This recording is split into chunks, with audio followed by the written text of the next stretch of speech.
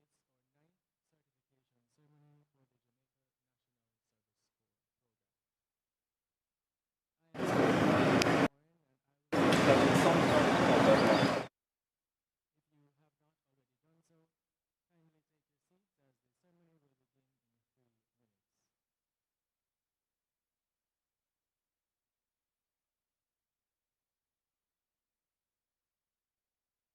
in 3 minutes. Please be so kind to place your phones in the off position. Please know that the restrooms are located just beyond the doors behind you.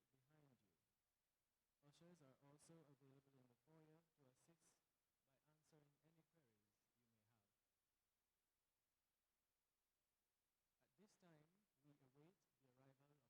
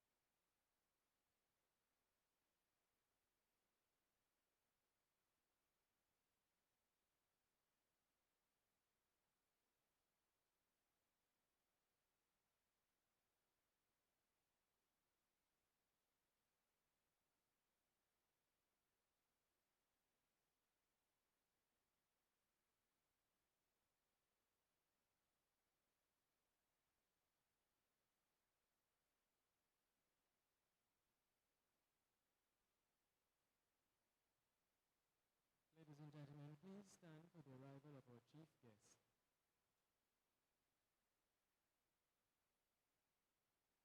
Please remain standing for the opening prayer.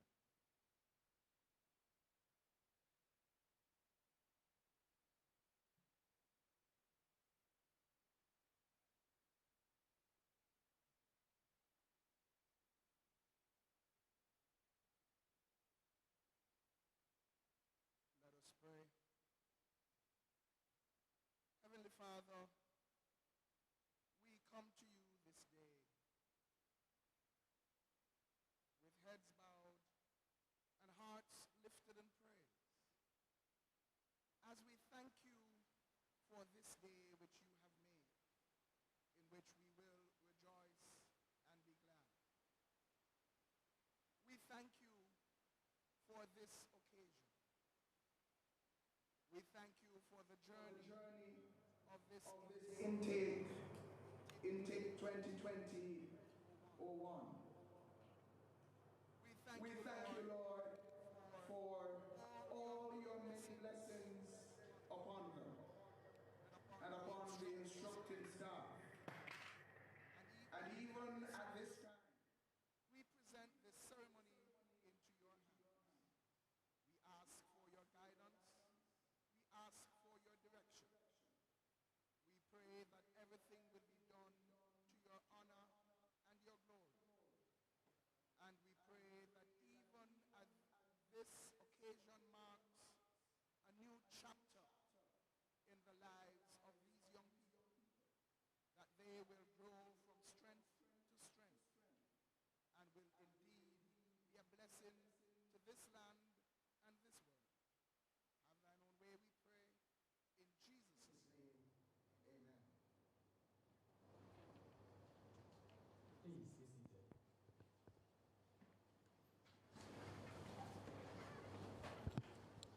At this time, I invite the President of the Caribbean Military Academy, Brigadier Mason, to give the welcome and opening remarks.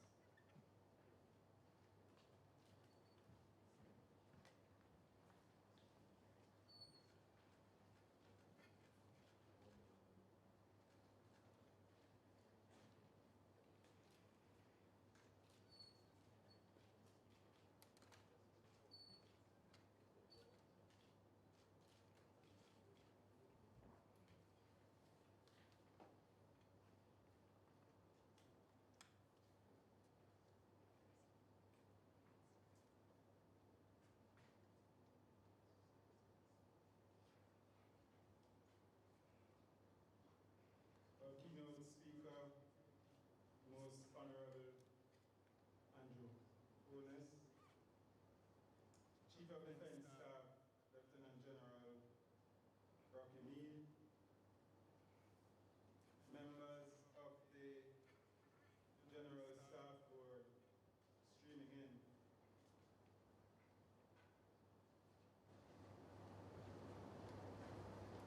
Commanding Officer of the 10th Battalion, Lieutenant Colonel Reynolds, other senior officers,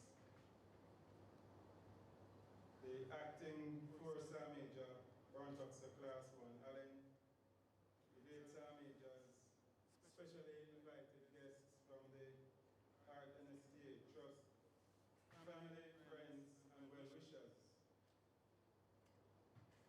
graduates of the JNSC Intake 2020-01. Ladies and gentlemen, good morning.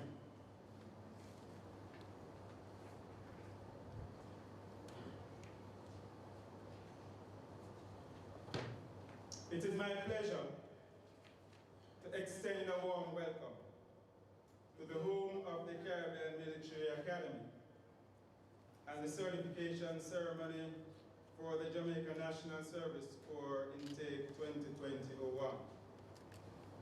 We are honored to be your host as we share this special occasion of hope, celebration, and reflection with the members of the intake. Your support means everything.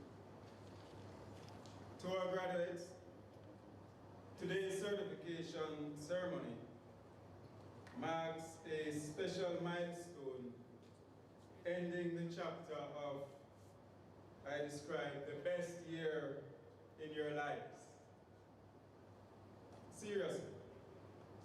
24-hour security, 3 square meals, swimming pool, gym facilities, running tracks, your parade square, 3-story hotel facilities, and living in instructors to wake you up in the morning. I do think you agree with me. This is indeed a significant step, and you must never lose sight of the hard work, sacrifice, and discipline that caused you to complete the program.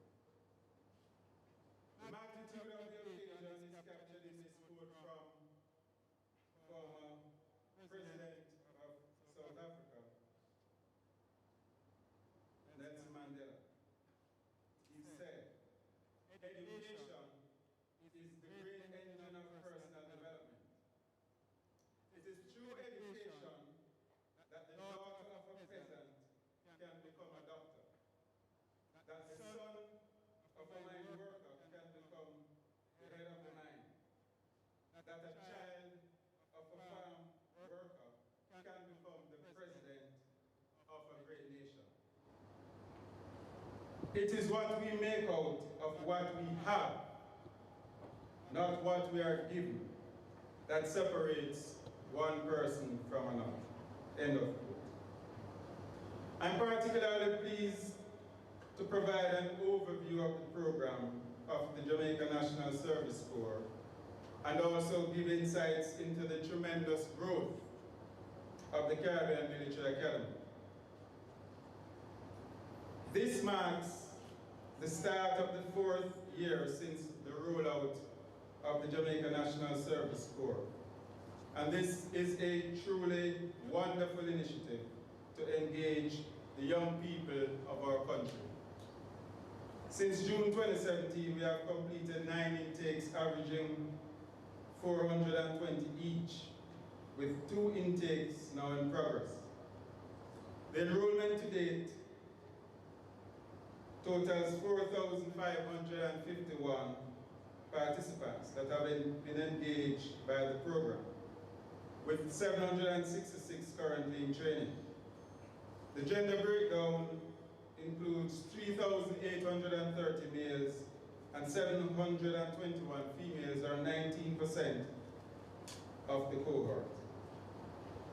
And of this number, 2,393, or approximately 52% of those engaged, transitioning into the regular force. This has great economic impact on over 1,500 families and numerous communities, inclusive of the opportunity cost of young persons better equipped and positioned to lead successful lives. Ultimately, the mission of positively impacting youth within the populace was born out of the recognition that our young people, unattached youth, totaling over 127,000, were victims and perpetrators of violence and vulnerable to recruitment in gangs perpetuating transnational illicit trafficking and illegal activity that distorts the economic system through money laundering. This program represents a multifaceted and long-term approach of learning, earning, giving back, and saving, thereby increasing the employability, positive engagement, building positive attitudes, and better citizenship.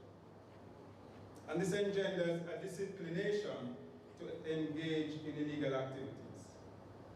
All participants have an opportunity to earn the hard NSTA Trust qualification of Security Service Corps Operations Level 2 and a certification from the Caribbean Military Academy as an Infantier Class 4. Furthermore, the Caribbean Military Academy is on a path of tremendous growth, delivering on a vision of being the premier research institution, providing tertiary level and vocational training and education, impacting Jamaica and the region and the world.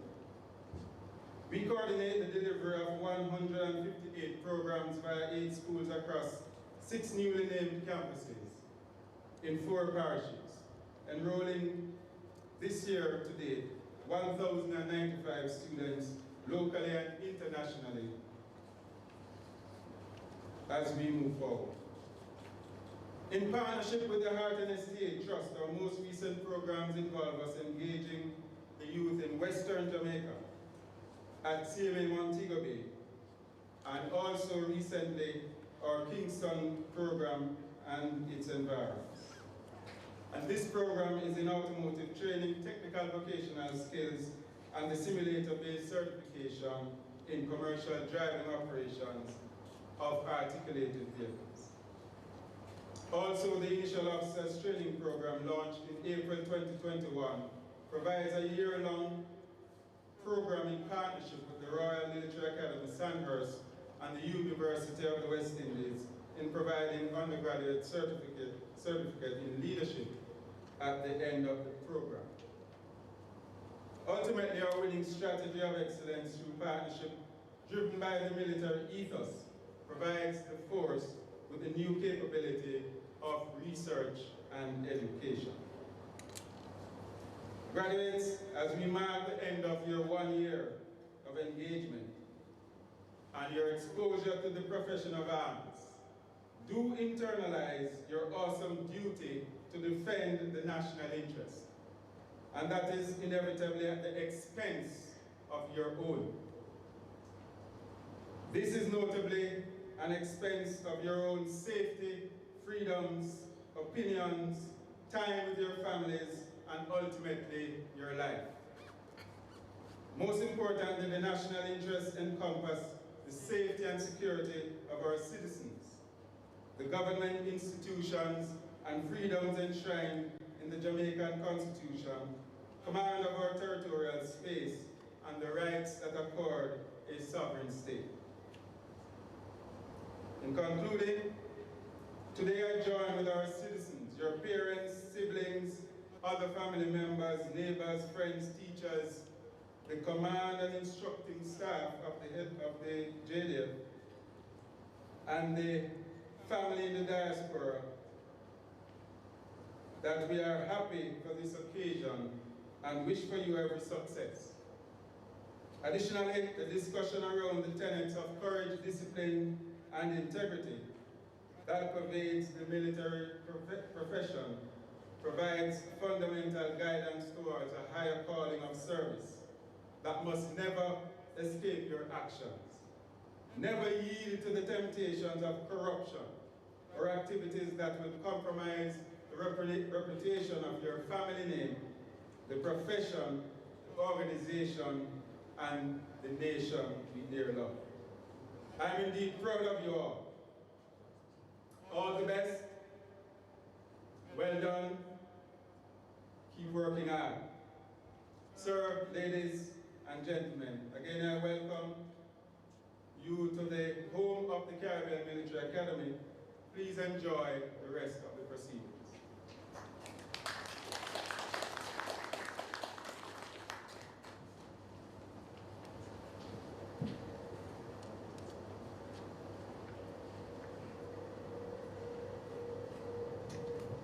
Thank you, sir. Keynote Speaker, the Most Honorable Andrew Ones, Chief of Defense Staff, Lieutenant General Meade, President of the Caribbean Military Academy, Brigadier Mason, members of the General Staff Board, Commanding Officer, 10th Battalion, Jamaica National Service Corps, Lieutenant Colonel Reynolds, other officers, Acting Force Sergeant Major, Warrant Officer, Class 1 Allen, Brigade Sergeant Majors, other warrant officers, and all other ranks of the Jamaica Defense Force, specially invited guests, and our key stakeholders, family, friends, well-wishers joining us in the virtual space, graduates of Intake 2020-01, ladies and gentlemen, good morning. Today it is indeed my pleasure to give you an overview of Intake 2020-01's journey. The intake commenced on June 1st, 2020 with 319 recruits. Of this figure, 248 were females, 248 were males, and 71 were females. The cohort saw a significant decrease in starting numbers from previous trends, as they were the first cohort to commence after the start of the COVID-19 pandemic. The cohort was broken down into two groups and taken to the Caribbean Infantry Training Centers, CMA Newcastle and CMA Montego Bay, to undergo their first phase of training. There, they completed 16 intense weeks of basic recruit training, which concluded on the 26th of September 2020. All groups were then amalgamated for training in Upper Camp, where they proceeded to complete their 4 additional phases, namely intermediate training, infantry on-the-job training, support to arms training, and the infantry qualification course.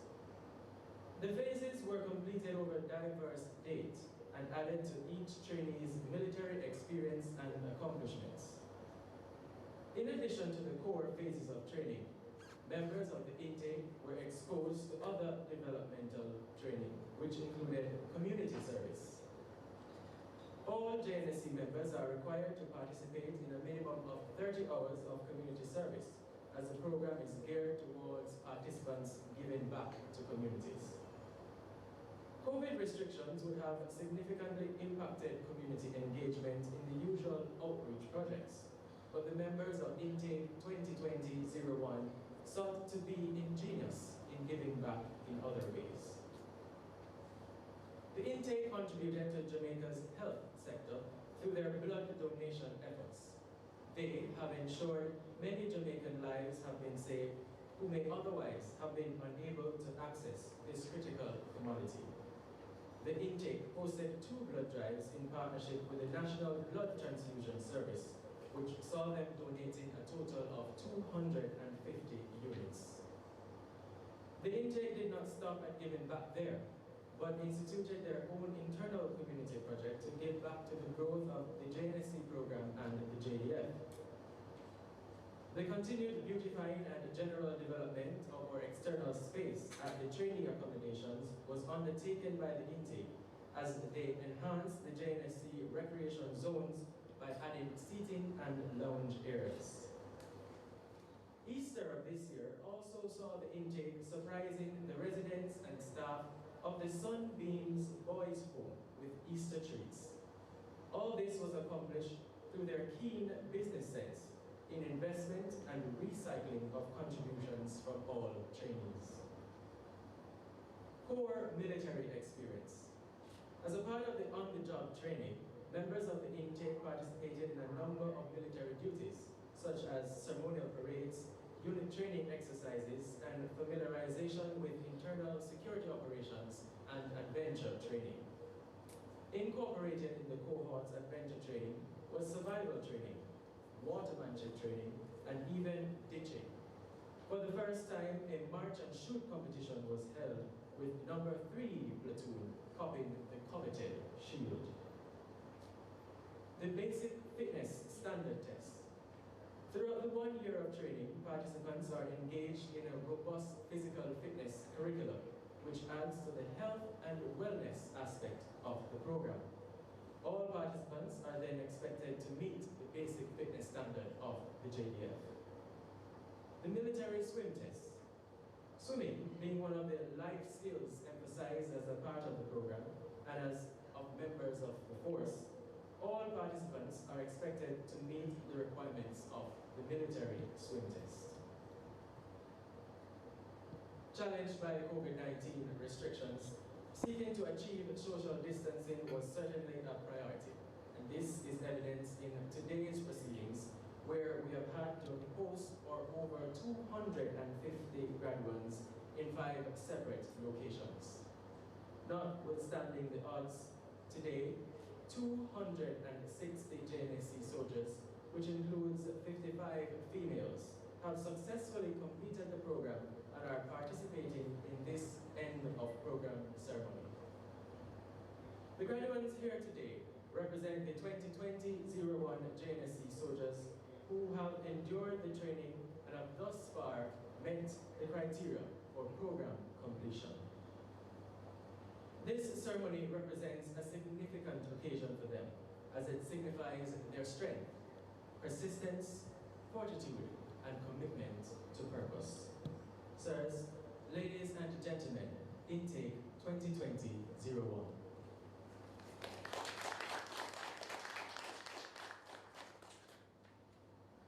At this time, we will have the intake reflection by Private Kofi.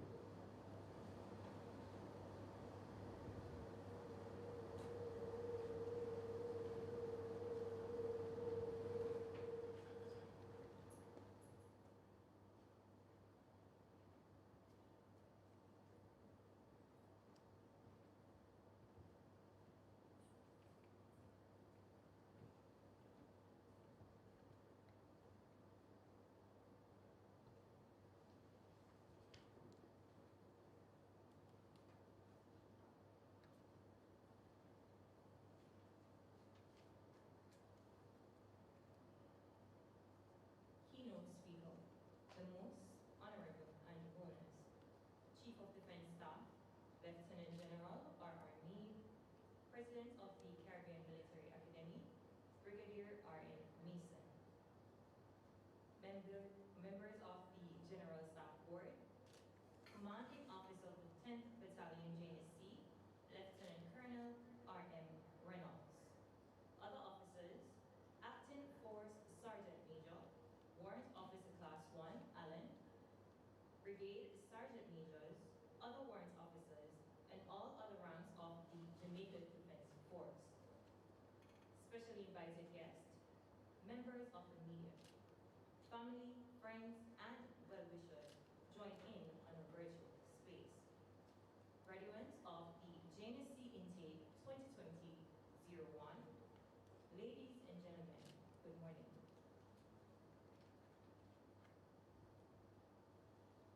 We came on a journey from different backgrounds of the society, on a mission to join the Jamaica Defense Force, to be service to our nation, striving to develop our characters as respected men and women.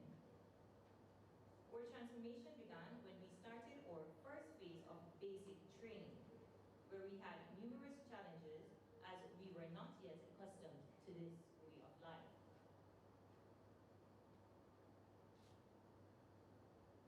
However, with guidance from our various instructors, we managed to adapt, conquer each accordingly.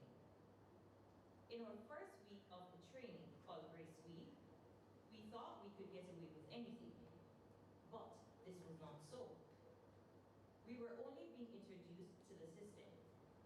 It was an opportunity to get to know each other and familiarize ourselves with our surroundings. We were yet to sit the test of entering the gate to what blew our mind: bomb night.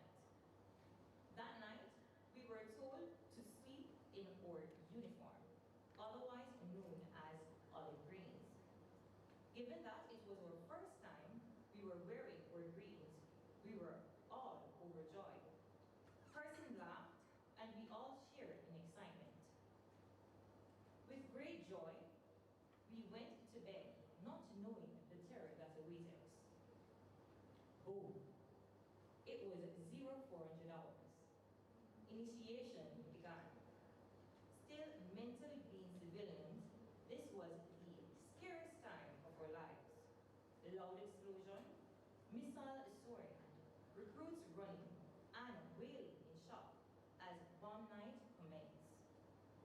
With great strength and resilience, we have shown commitment, courage, honor, integrity, loyalty, and discipline in overcoming any obstacle that may arise in depriving us of completing our objective throughout our training phase. These attributes portrayed by the intake highlighted that there was a well above norm standards within the intake. Fundamentally,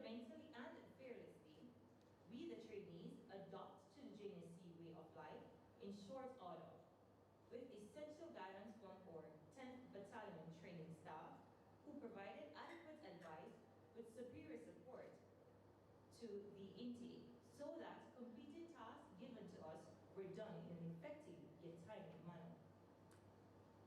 Excuses are monuments of nothing.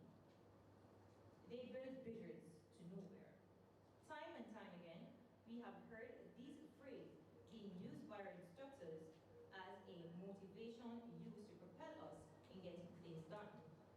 On the 26th of October, the intake hit the ground running, ready to tackle our first phase of training program. The intake was introduced to our officer commanding, Major Raymond Warren, and also our company sergeant major, 002 Michelle Cranston. Timid and reluctantly, we introduced ourselves, trying not to be seen by anyone whilst in the ranks. However, we quickly outgrew that in no time. As the Jamaican proverb would say, shy boy don't shut a box. As all jitter left our bodies, and we relaxed and started to communicate amongst ourselves, suddenly we heard 002 Granson's voice above the parade. Finish off intake, don't play with me now. Then she gave us her beloved smile.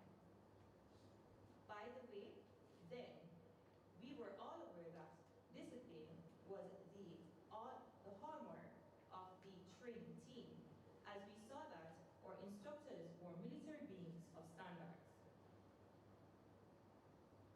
Our officer commanding, Major Warren, proved to be an unequivocal, reliable leader who portrays a strong skill set of management and qualities of integrity, commitment, discipline.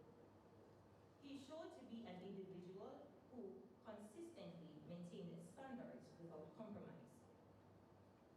He guided that in everything we do, we put God first.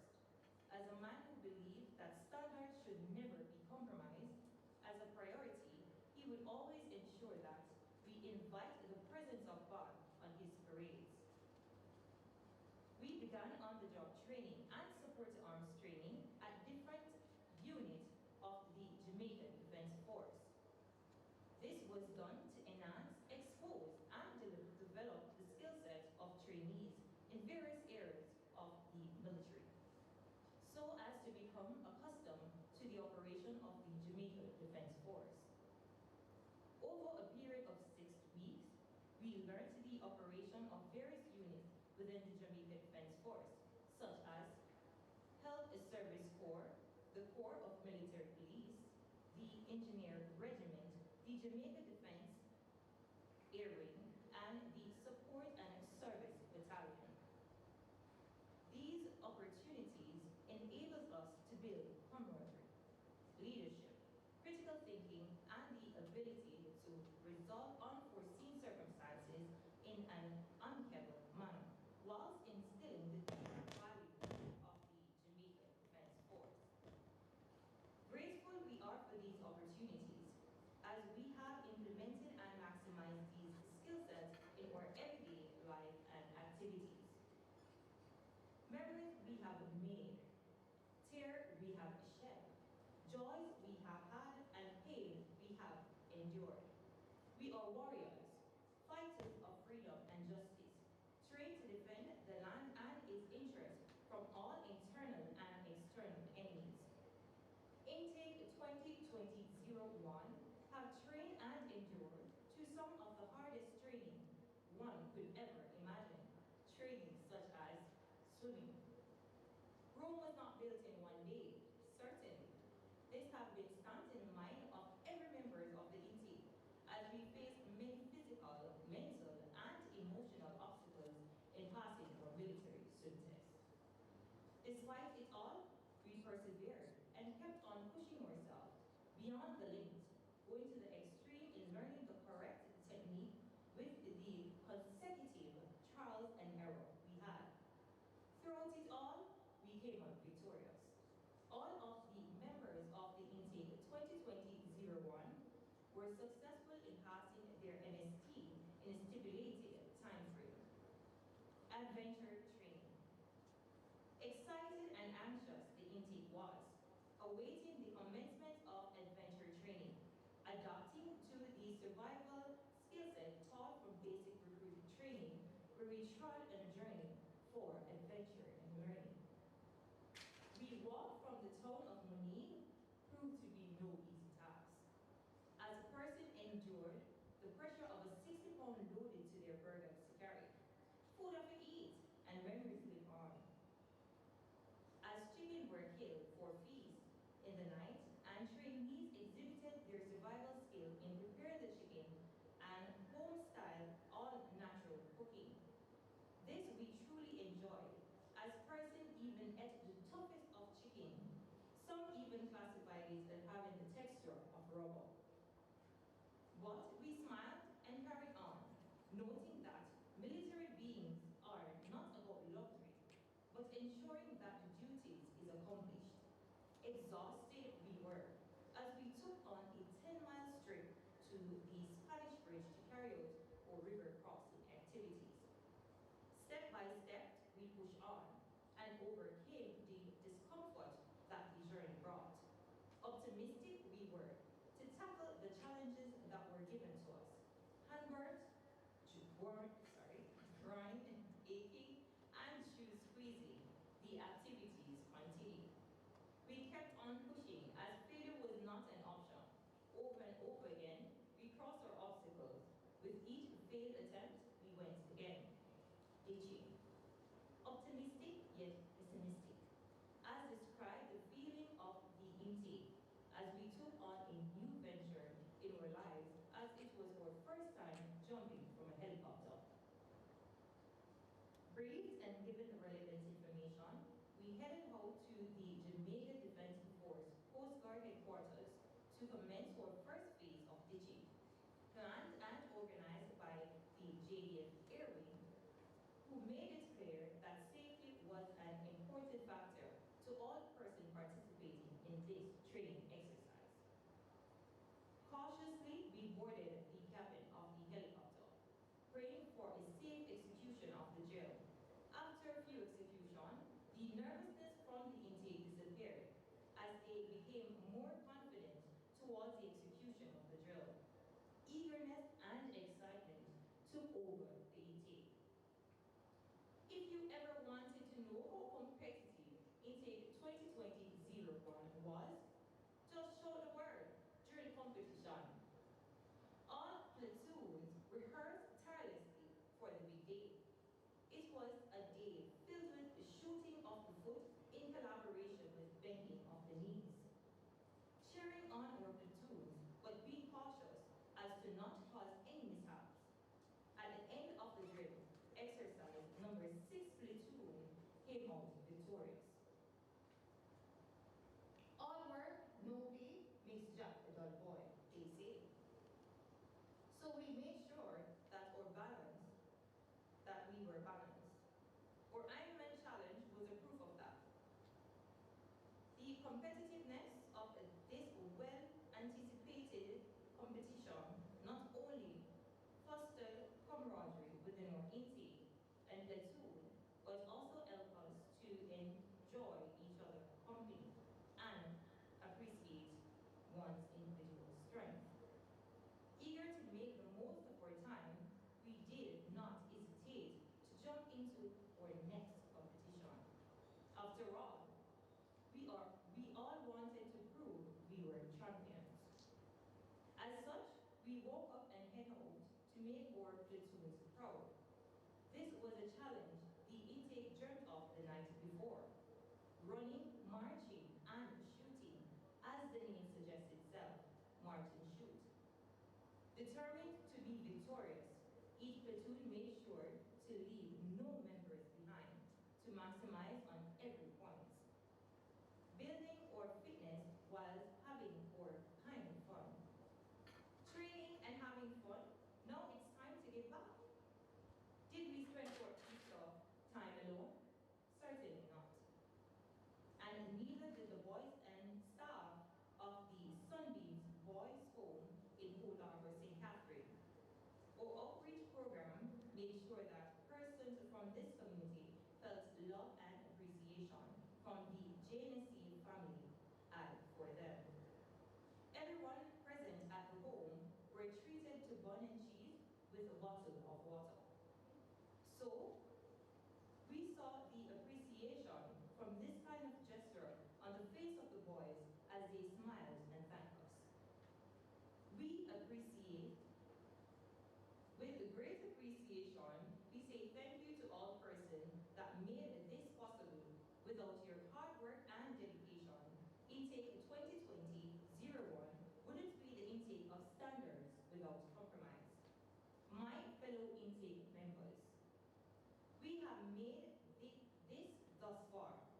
We are not average.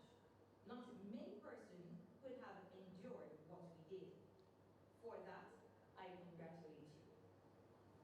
As we live in the present with passion, keep in mind that it is important to remember the past with gratitude, look forward to the future with confidence. Sirs, Madam, ladies and gentlemen, intake 2020-01, I thank you.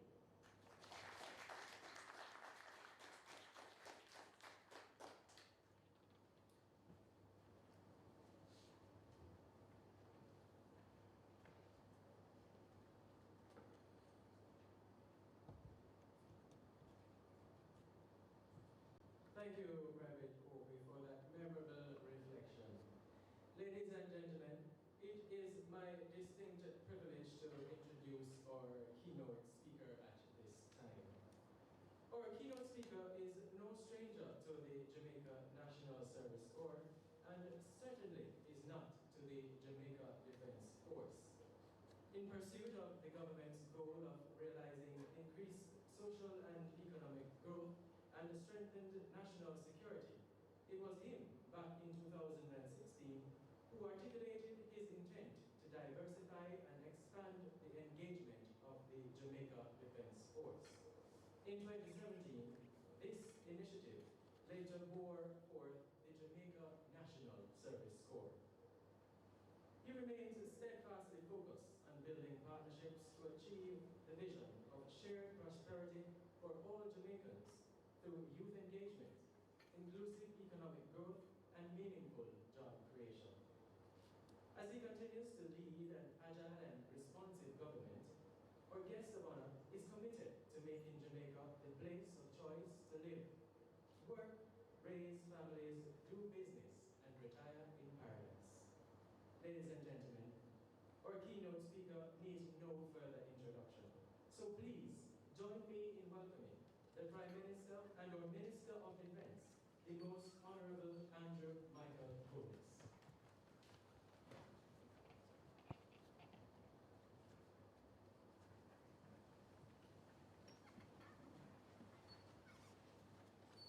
Thank you, Major Warren. Lieutenant General Rocky Meade, Chief of Defense Staff, members of the JDF's General Staff Board, other officers and enlisted members of the JDF, specially invited guests, men and women of the Jamaica National Service Corps Intake 2020-01, ladies and gentlemen, good morning. And good morning to those who are following us via live stream and who may be following us on social media as well. Before I start, Lieutenant General Meade, you will notice that I continue to wear my mask during the presentation. I am compelled to do so, though I am fully vaccinated, and I am very much physically distanced. But to exemplify the protocols and to avoid unnecessary criticisms, I continue to wear my mask. You will notice that I have tied my mask in a particular way. It works very well. It does not in any way smudge my glasses. A general complaint that is made by persons who wear their masks while they speak. And you may be wondering, why is it that I'm talking about COVID protocols? It is almost inescapable these days, Chief of Defense Staff. Though we have made special provisions for the JDF and other security forces,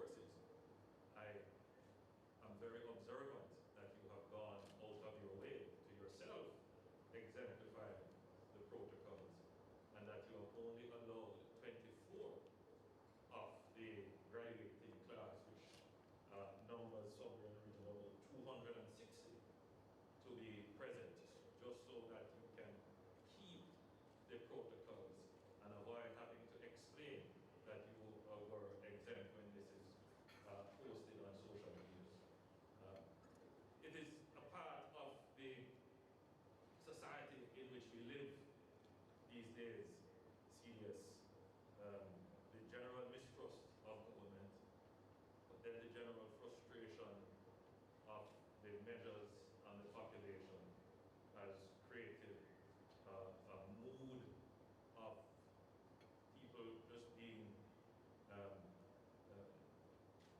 wanting to express their frustrations. And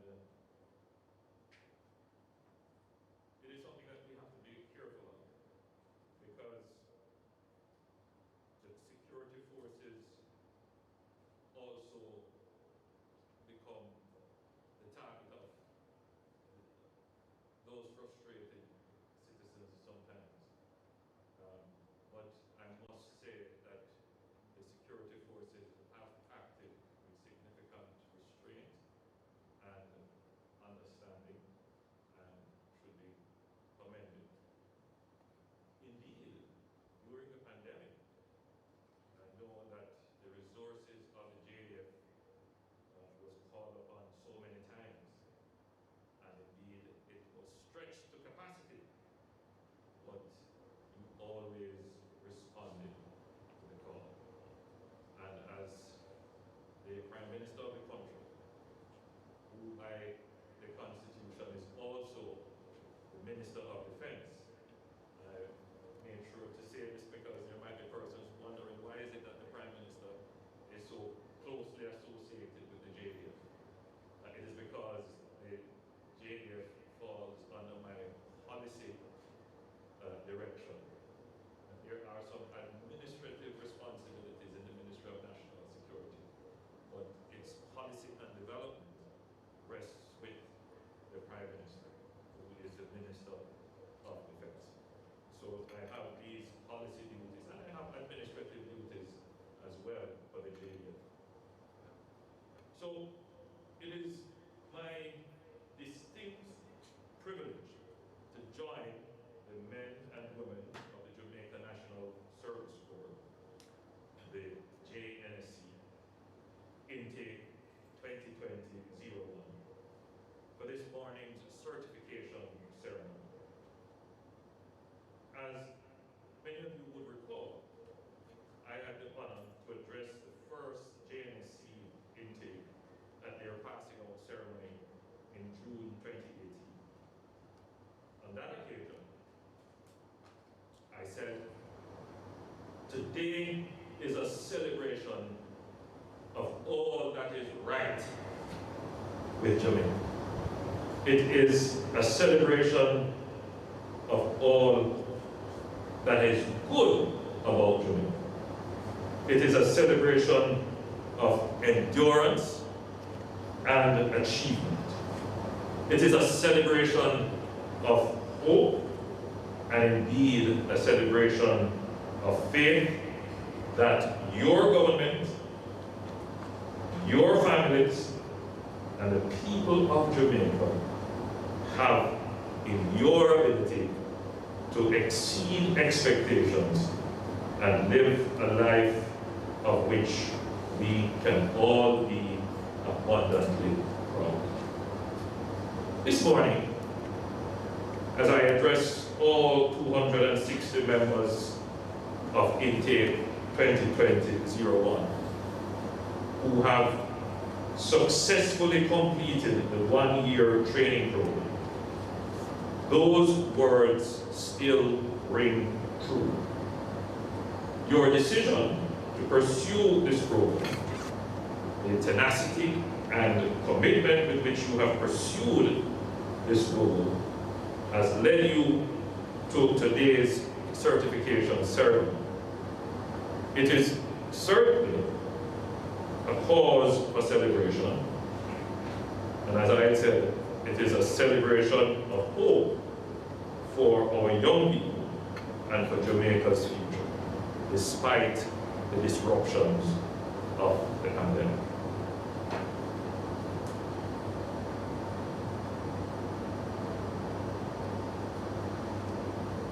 The pandemic has thrown up in our society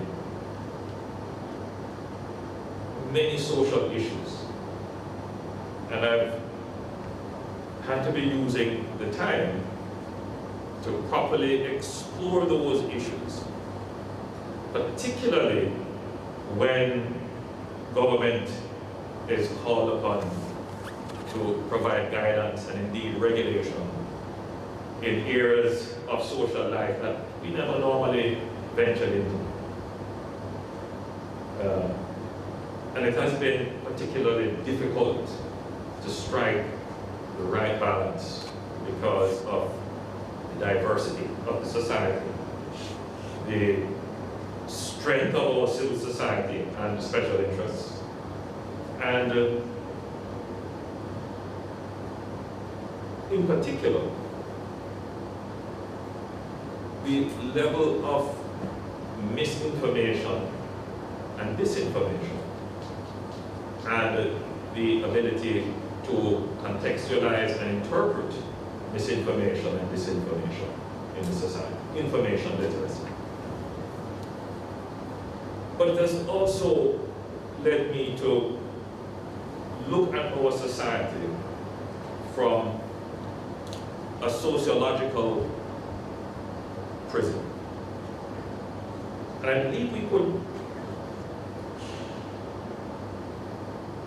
fairly describe that Jamaica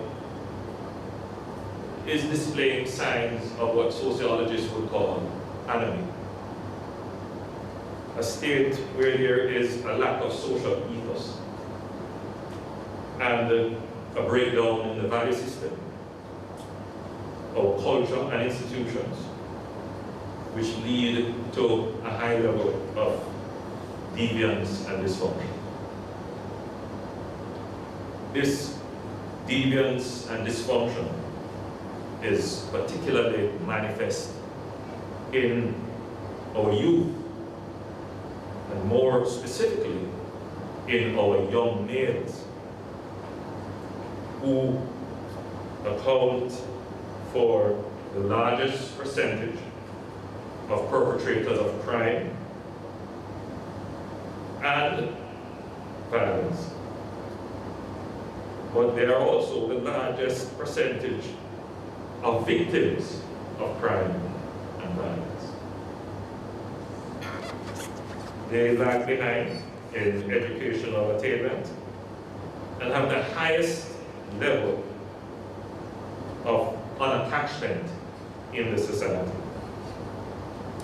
If this situation is allowed to continue unabated, it will create a mass of excluded Jamaicans that could create and mainstream a destructive counterculture.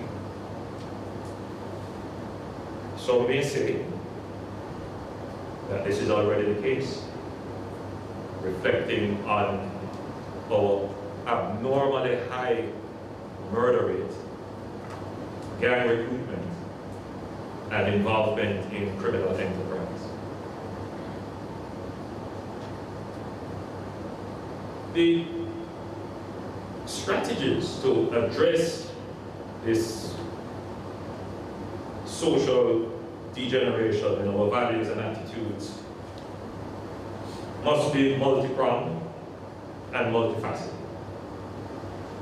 First, we must strengthen the education system, particularly the stimulative and foundational parts of our educational system, specifically our early childhood education, our primary education, and our secondary education, and post-secondary as well.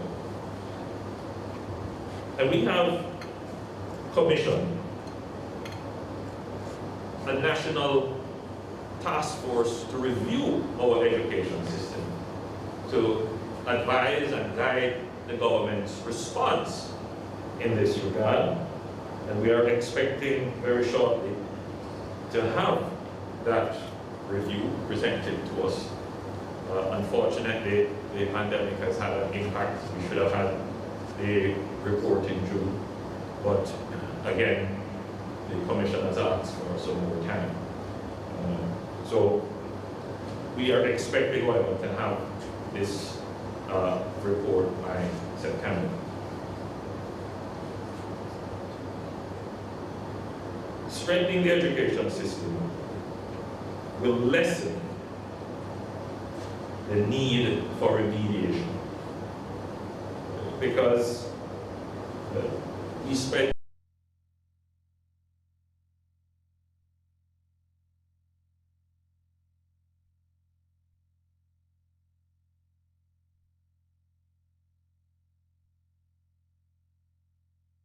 skills that should be gained at the primary level, we have to reinforce again at the secondary level, and sometimes that is not achieved. So if we manage to strengthen the education system, we bring in greater efficiency, but more than that, we will ensure that graduates will be at the standards necessary to be functional, productive, creative, pro-social, emotionally intelligent citizens, workers, and parents.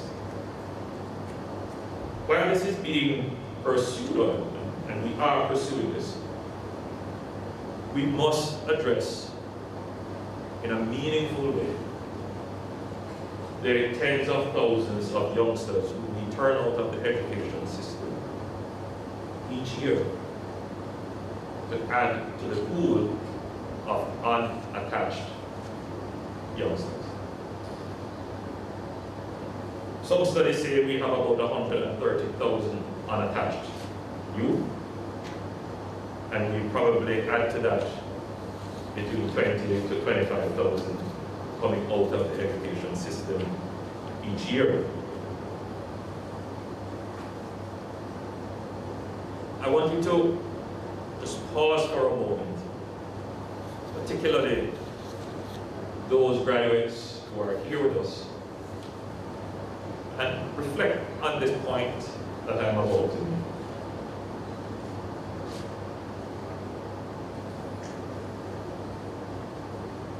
Every year,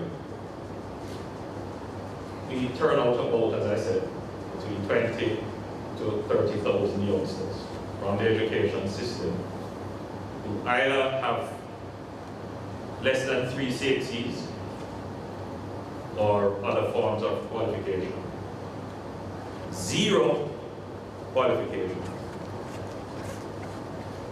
or turned out of school or left school at grade 9, or left school without being semi-literate, are not connected to any institution that could guide them or continue their development. So they are not attached to any school. They're out of the education system. They're not employed. So they're not in any activity that would guide them and help them to earn. They're not attached to their church. And their family is about to graduate them from the household. Many of them are being asked to leave their household.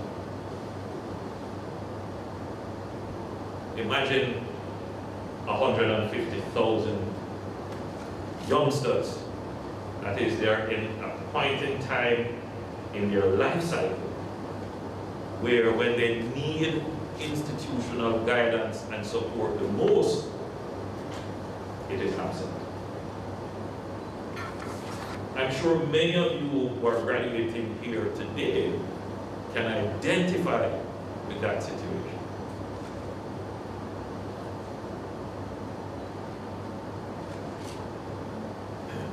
When we designed the program, we knew that when we put out the first call, we would have 10 times the number of persons applying than we could accommodate. The need for this program is so great. because we have so many youngsters who are in this position, and they know they are in this position. They know that if they don't get attached to an institution at this point in their life, that they probably will be recruited into gangs. Or they will probably enter upon an irretrievable pathway. Or they would probably make a life decision that is irreversible. And so they see this program as the opportunity. As the opportunity. Chief, if we had the fiscal resources, I would have made it a mandatory program for all youngsters who have graduated from high school, who would have attained the age of 18, who do not have prospects of going on to further studies, or have prospects of further employment, that it would be mandated that they would have to join the Jamaica National Service Corps, so that they can have an institution to which they can attach themselves, but get the necessary guidance and support to ensure that they can become productive, peaceful, pro-social, creative, law-abiding citizens, workers, and parents of the future. What hurts me the most is that while I'm very happy to see this group graduate, and we have done about 4,000 now since we have started in 2016, it hurts me to think of the thousands who we have not been able to touch. You will get a chance to be a part of this esteemed institution. Others will only be able to claim that they are part of a gang, or that they got pregnant and had to abandon dreams, or that they can just sit idly in their community doing nothing. That is hurtful. That is human resources that could be building this country going to waste. So,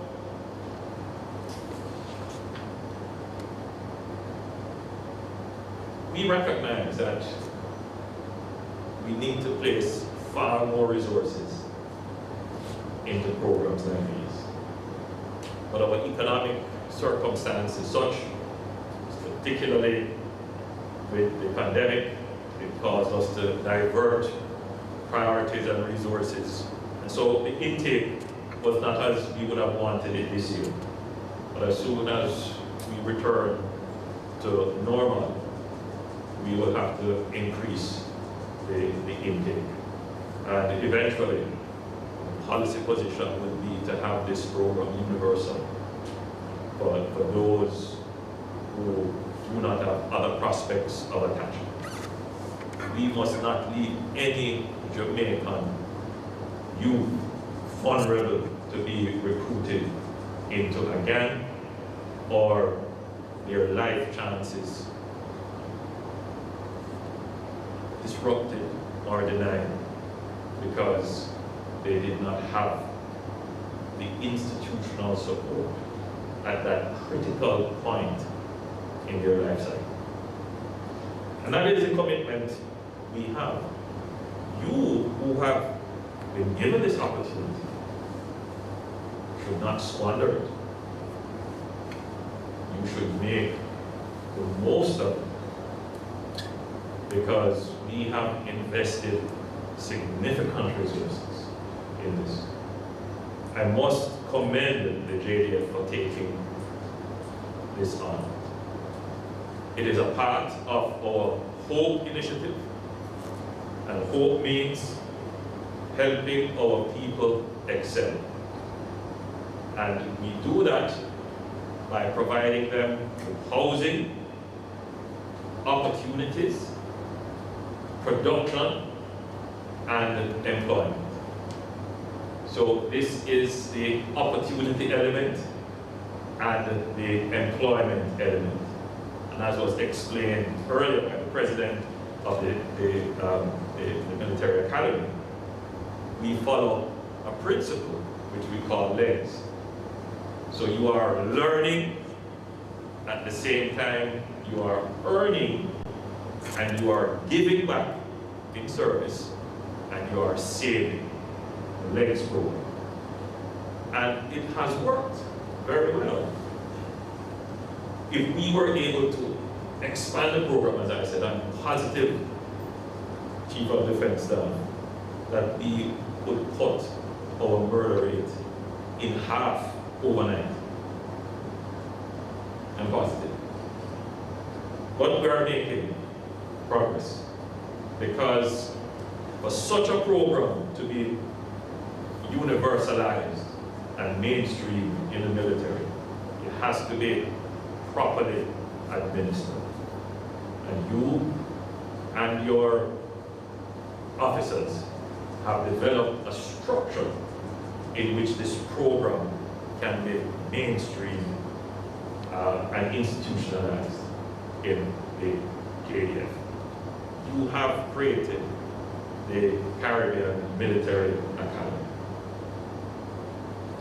Now, why is the Army getting involved in education? I know that there are cynics and critics and people who are just, don't take the time to research that almost all military institutions have as a part of their responsibility the duty to train and promulgate doctrine and skills for their enlisted person. But more than that, because of what I've described to you, that there is the potential of the way in which our society is evolving, that we could create an excluded class that would create a counterculture that is mainstream, that would challenge the legitimacy of our society. That is a threat to Jamaica. And it is a threat that we must defend against. And it is a threat that the military, our defense force, should plan for, should assess, and should be a part of the response of the state.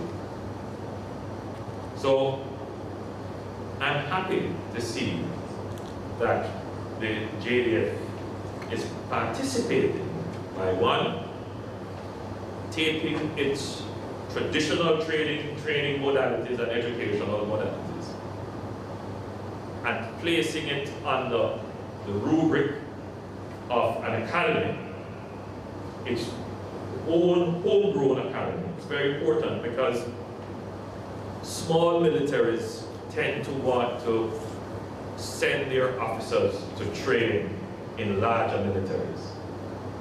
And it makes sense for exposure, to get better standards, for technology and integration of technology, exposure to leadership, and exposure to activities and events that you may not get exposed to in a small force circumstance. And so that will continue. But we are a growing country, and foreign militaries will give you 2 spaces or 3 spaces. Sometimes you'll get it, sometimes you won't get it. And if you had to pay for it, it is very expensive. In fact, far more expensive than if you took the wise decision to create the institution to train.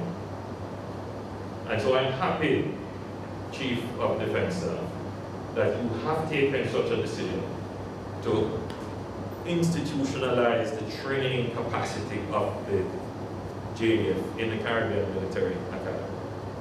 What that will do is that the training that you would normally get in your normal modalities, because JDF has the engineering corps, some of the finest tradesmen are in there.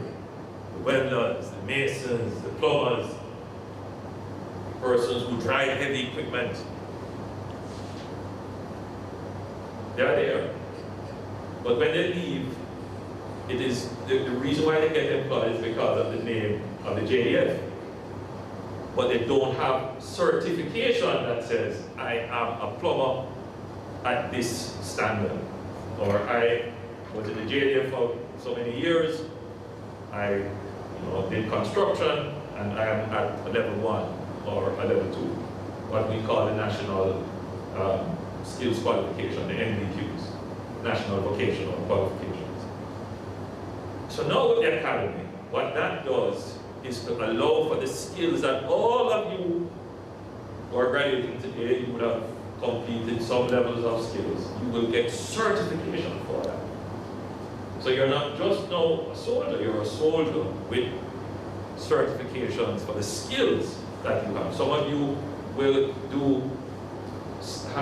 develop skills in cyber matters, in network engineering matters, and you will get your certification for that. You will also now, by virtue of having the academy, have the ability to offer training regionally, internationally indeed. You have been training pilots for years. That is a skill and a function that is required globally. And now, with your academy, you can offer that right across the region. And you have been, so it becomes a point of earning for the JDF, but it is also a kind of military diplomacy. You can, by virtue of offering this training, you gain influence. You have alumni all around the region and all around the world that owe their knowledge and skill to the JDF. In the same way that officers speak highly of their training at Sanders. JDF can one day, through its Caribbean Military Academy, have such an esteemed institution in its offerings. And then, outside of that, you now have a very powerful social tool to intervene in our local problems, to help to arrest, as I've said before, this breakdown that is happening in our society, which could be a potential threat to the state. So I support the Caribbean Military Academy 100%. You always want to make sure that our expenses are in line and that we do whatever we have to do in the most efficient way. But the country should bear in mind that we are building a capacity that we did not have formerly, but it is a capacity that will make us stronger as a nation to respond to the threats that sometimes are not perceptible. They're not threats that you immediately understand and appreciate, but they are there. And this is the way in which the government has to respond. So I In closing, I would repeat that this is the flagship program of the government's intervention and response in breaking this cycle of unattachment of our youth and of giving hope to our young people. And we're going to, as our budget allows, increase the program. You know, I've never seen a program of the government where people quarrel to get in. I mean, I follow the comments and I get written to all the time about, you know, people applying and not getting called. And when I go out into the various constituencies and young people say, "Don't hear anything yet." And I say, "Well, you know, there's nothing I can do." When I see this, the Chief of Defense Staff, I will ask him, you know, if there is any space. But I know what the answer is going to be. But it is a program that the youngsters want to get into because they see it as their home. Before I close, it would be remiss of me if I did not recognize two special members of the JNSC Intake 2020/01. That is Private NS Harvey O and Private NS Richards D, the winner and the runner-up respectively of the Commandant's Award. I congratulate you both on this achievement. So, in concluding, I once again congratulate the men and women of JNSC Intake 2020/01 for your hard work, dedication, and commitment to task. Today is but one pinnacle in your climb to success.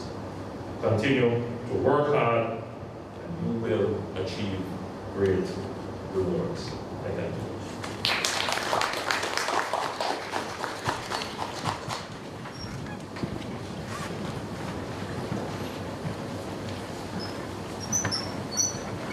Thank you very much, Honorable Prime Minister, for that powerful and motivating address, sir. It was very insightful.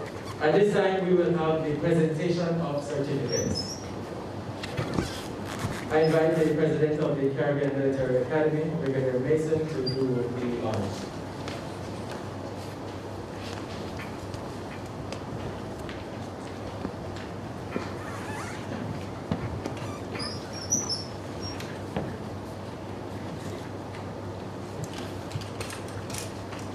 Our certificate recipients today are JNSC 33919, Private Allen J.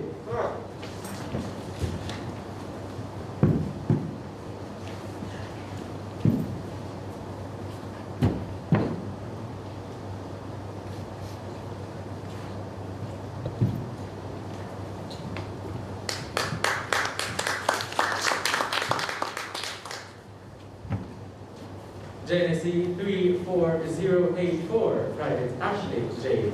Sir.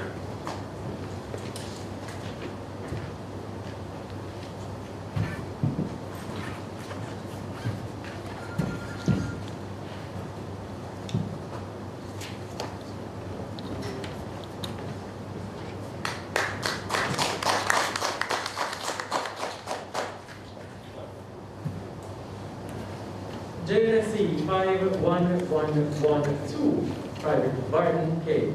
Sir.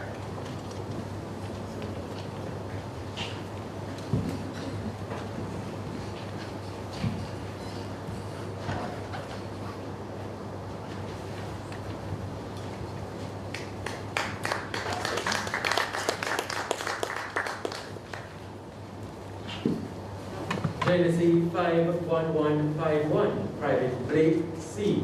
Sir.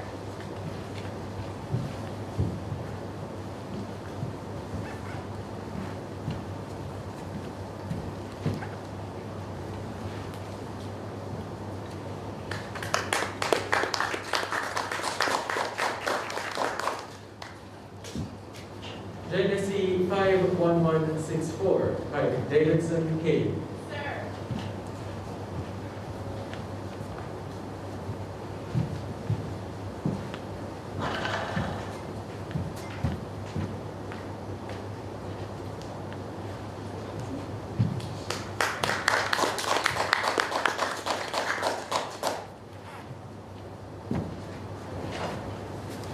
JNC 33854, Private Don W. Sir.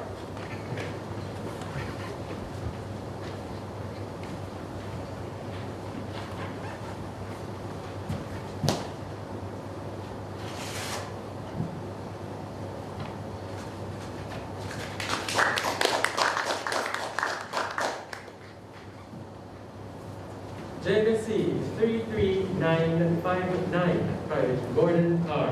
Sir.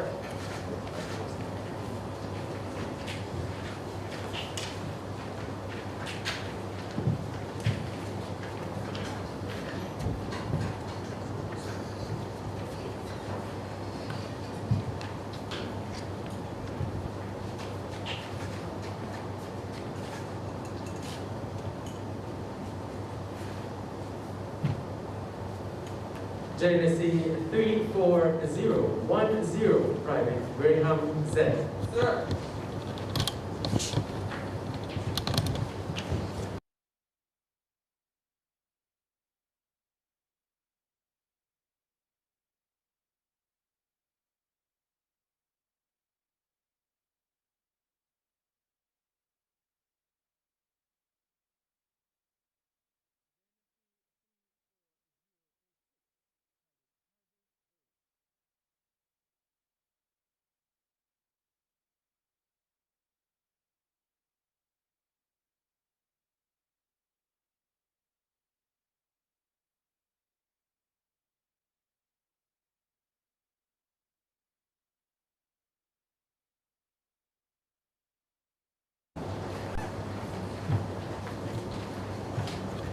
JNC 33966, Private Hales J.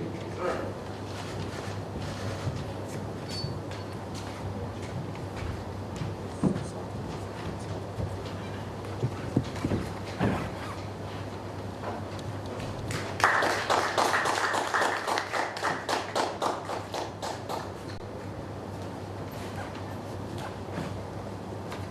JNC 33976, Private Jarrett S. Sir.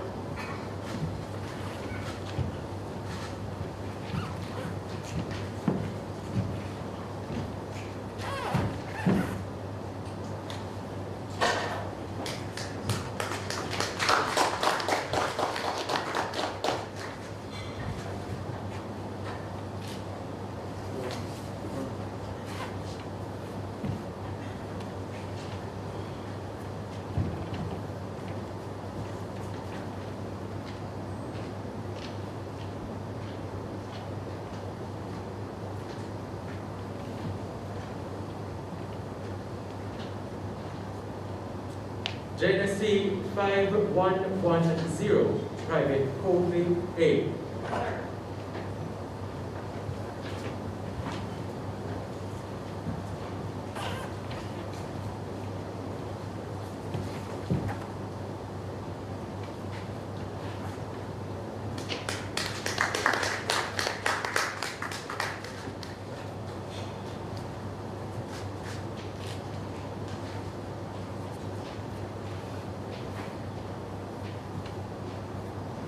Thank you, sir. At this time, I invite the Most Honorable Prime Minister, Andrew Holness, to present the remaining certificates. Sir.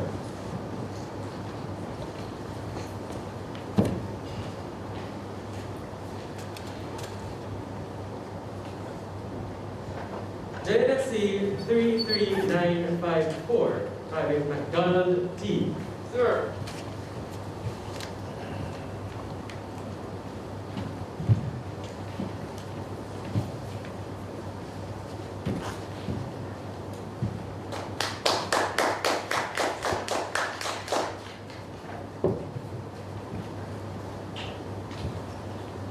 JNC 33939, Private Peart R. Sir.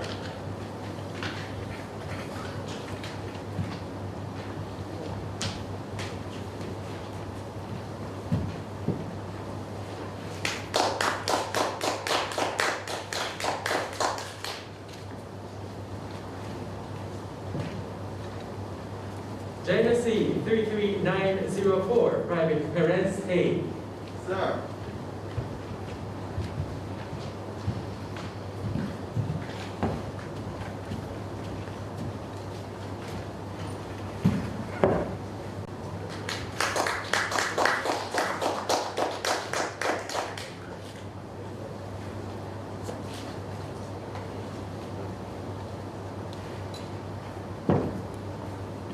JNSC 33949, Private Rule T. Sir.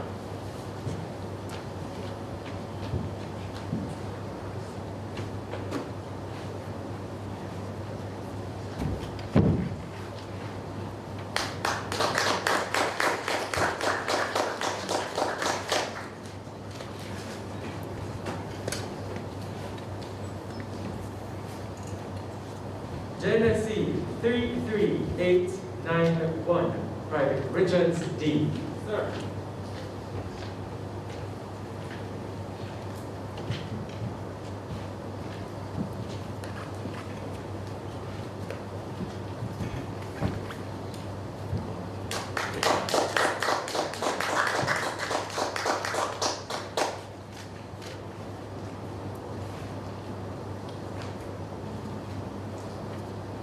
JNSC 33896, Private Rose N.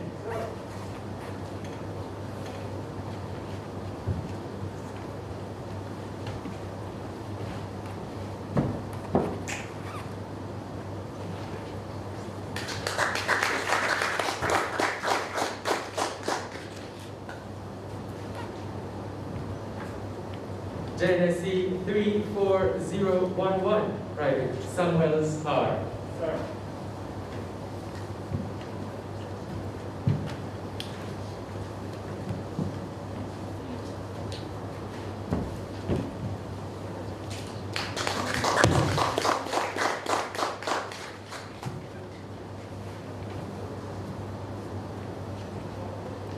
JNSC 51115, Private Williams C.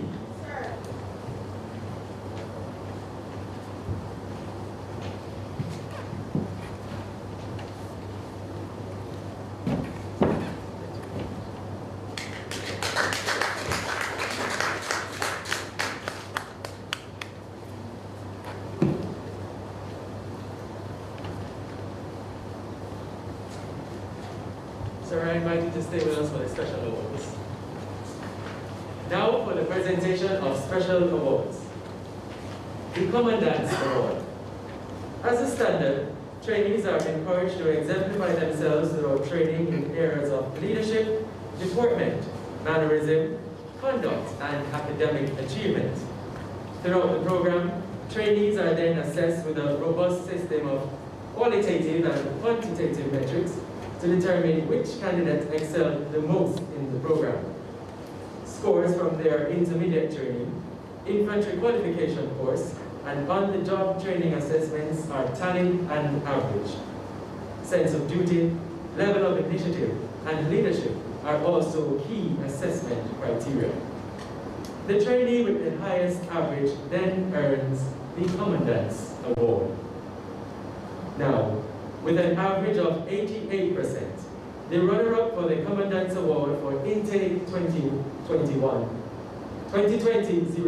is JNSC 34086, Private Harvey O.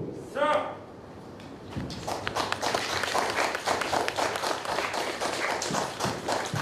Private Harvey hails from the parish of Clarendon and went to the Garvey Maceo High School. His philosophy is, in order to be truly great, put God first.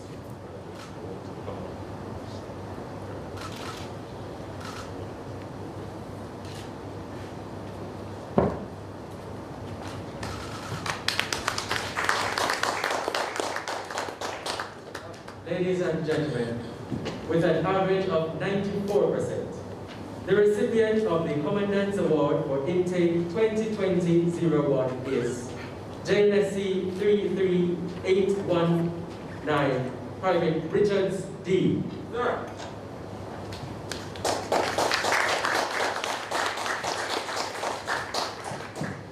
Private Richards also hails from the parish of Clarendon and attended the Edwin Allen and Belfield High Schools.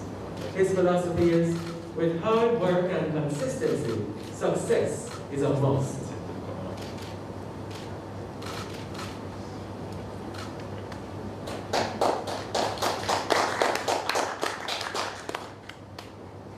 Ladies and gentlemen, Intake 2020-01.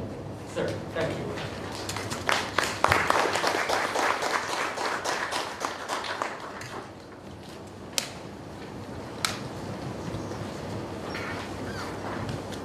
I now invite Lieutenant Colonel Reynolds, the commanding officer of the 10th Battalion JNSC, to give the closing remarks.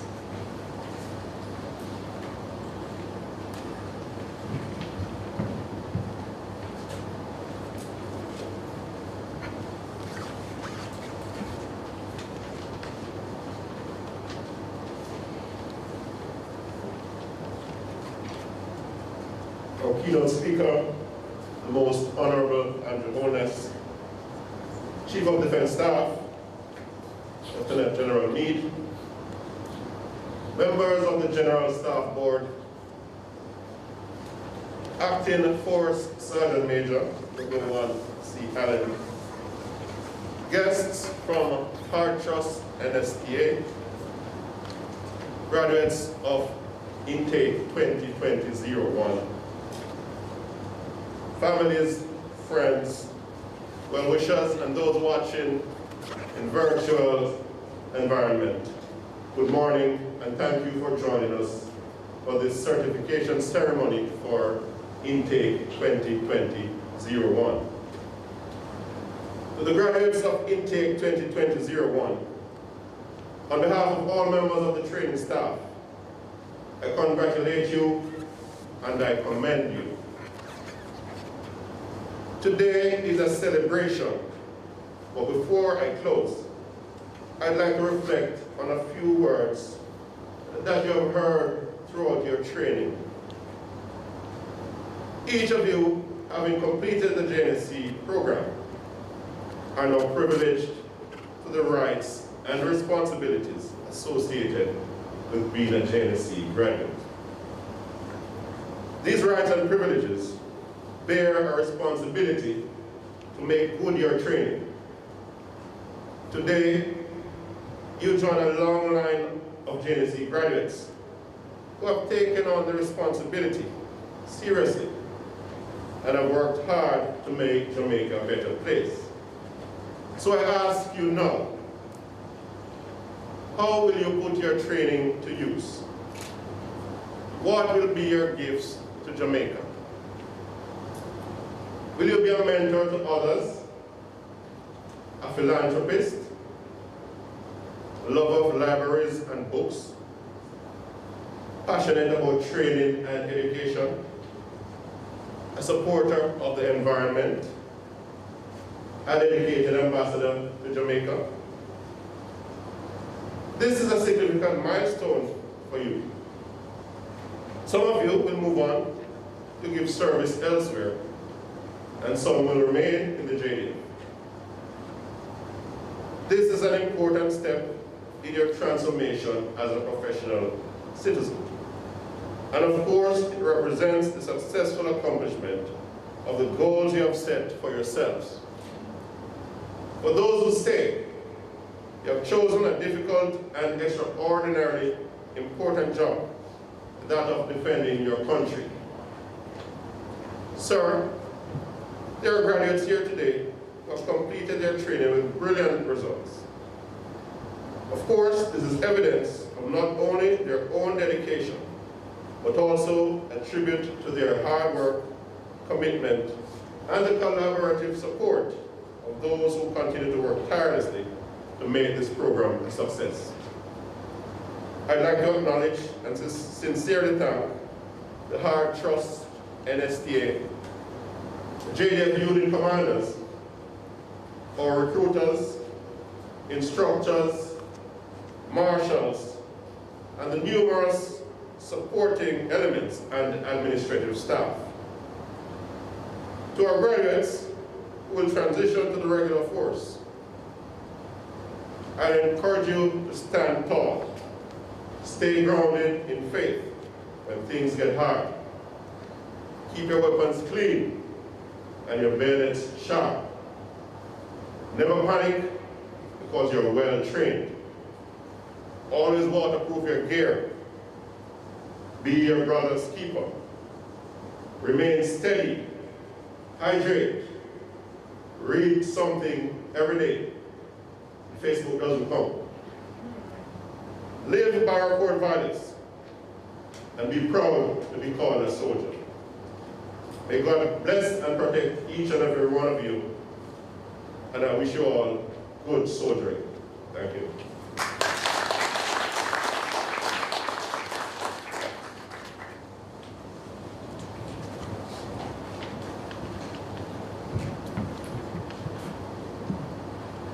Thank you, Colonel Reynolds. Now, following the national pledge and the playing of the national anthem, please remain standing so as to allow our chief guests and the main party to depart. Everyone is subsequently invited to retire to a reception, which will be held in the foyer. Thank you for joining us for this momentous occasion. Please stand for the national pledge.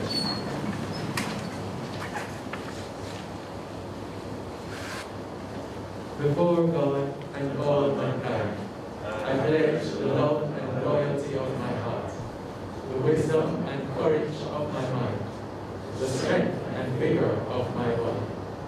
In the service of my fellow citizens, I promise to stand up for justice, brotherhood, and peace, to work diligently and creatively, living generously and honestly, so that Jamaica may, under God, increase in beauty, fellowship, and prosperity, and play her part in advancing the welfare of the whole human race.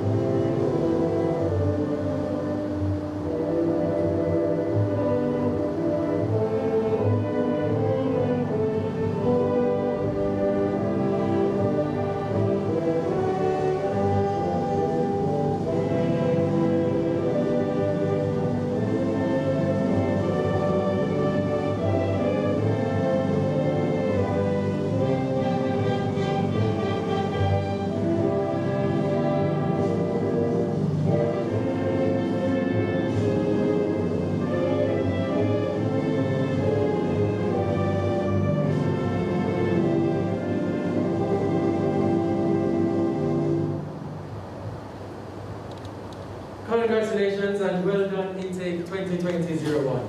Go forth and serve your nation with pride, delivering standards without compromise. Thank you.